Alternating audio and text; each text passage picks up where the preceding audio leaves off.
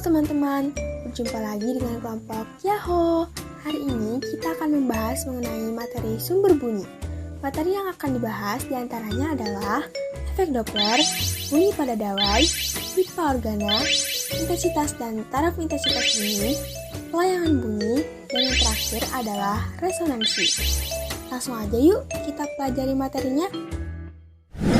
Nah, materi pertama yang akan kita bahas adalah efek Doppler. Sebenarnya, apa sih efek Doppler itu? Efek Doppler adalah perubahan frekuensi atau panjang gelombang pada penerima yang sedang bergerak relatif terhadap sumber gelombang. Efek Doppler ditemukan oleh ilmuwan fisika asal Austria yang bernama Christian Johann Doppler. Efek Doppler terjadi ketika pendengar atau sumber bunyi atau keduanya bergerak, sehingga pendengar mengalami selisih frekuensi antara frekuensi sumber dengan frekuensi yang diterima. Gejala efek Doppler meliputi frekuensi yang diterima pengamat lebih besar atau lebih kecil. Frekuensi relatif yang diterima pendengar mengikuti persamaan berikut.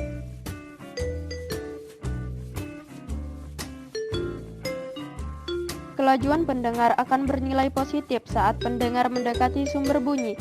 Sebaliknya, kelajuan pendengar akan bernilai negatif saat pendengar menjauhi sumber bunyi, dan akan bernilai 0 saat pendengar diam. Kelajuan sumber akan bernilai positif saat sumber bunyi menjauhi pendengar. Sebaliknya, kelajuan sumber akan bernilai negatif saat sumber bunyi mendekati pendengar, dan akan bernilai 0 saat sumber bunyi diam. Materi kedua yang akan kita bahas adalah dawai. Gitar dan harpa termasuk alat musik petik.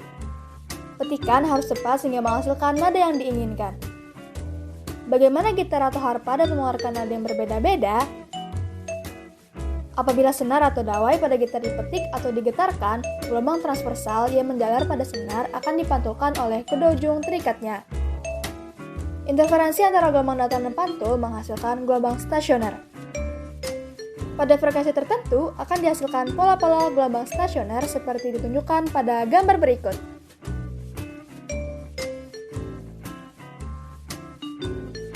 Frekuensi yang menghasilkan pola-pola ini disebut frekuensi alami atau nada harmonik dawai. Secara umum, hubungan antara panjang dawai dan panjang gelombang untuk nada atas ke N dapat ditulis sebagai berikut.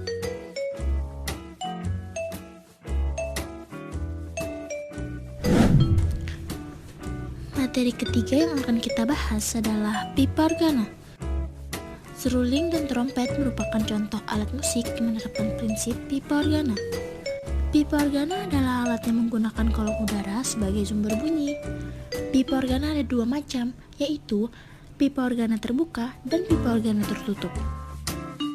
1. Pipa organa terbuka. Secara umum, hubungan antara panjang kolom udara dengan panjang gelombang untuk nada atas ke N dirumuskan sebagai berikut.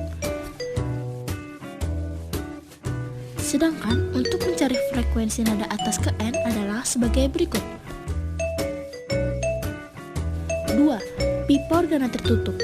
Hubungan antara panjang kolom udara pada pipa organa tertutup dan panjang gelombang untuk nada atas ke N dirumuskan sebagai berikut. Sedangkan untuk mencari frekuensi nada atas ke N adalah sebagai berikut. Materi keempat yang akan kita bahas adalah intensitas dan taraf intensitas bunyi. Intensitas gelombang atau daya persatuan luas didefinisikan sebagai laju perpindahan energi dari gelombang yang berpindah melalui suatu satuan luas A yang tegak lurus dengan arah rambat gelombang. Penyaringan bunyi dapat ditentukan dengan besaran intensitas.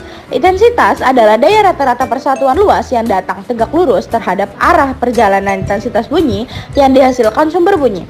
Intensitas bunyi dapat ditentukan dengan rumus berikut.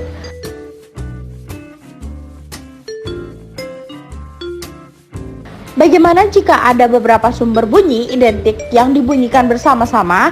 Bagaimana taraf identitasnya? Taraf identitas beberapa sumber bunyi dirumuskan sebagai berikut. Materi kelima yang akan kita bahas adalah pelayangan bunyi. Apabila dua buah gelombang dengan frekuensi sedikit berbeda dan merambat ke arah yang sama, serta mengalami superposisi penjumlahan atau penggabungan secara linear, akan terjadi interferensi yang menghasilkan kenyaringan bunyi yang berubah-ubah secara periodik. Peristiwa ini dikenal dengan pelayangan bunyi. Banyak pelayangan setiap sekon atau frekuensi layangan FP dirumuskan sebagai berikut.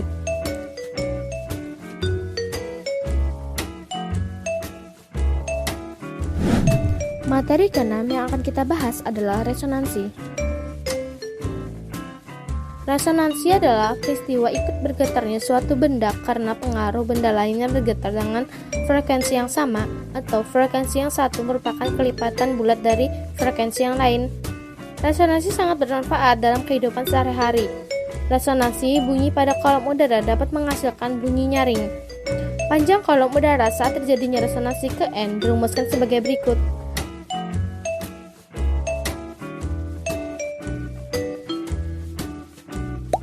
Demikian pembahasan mengenai materi sumber bunyi. Semoga video ini bermanfaat untuk kita semua. Belajar fisika bersama Yoho, pasti yuhu!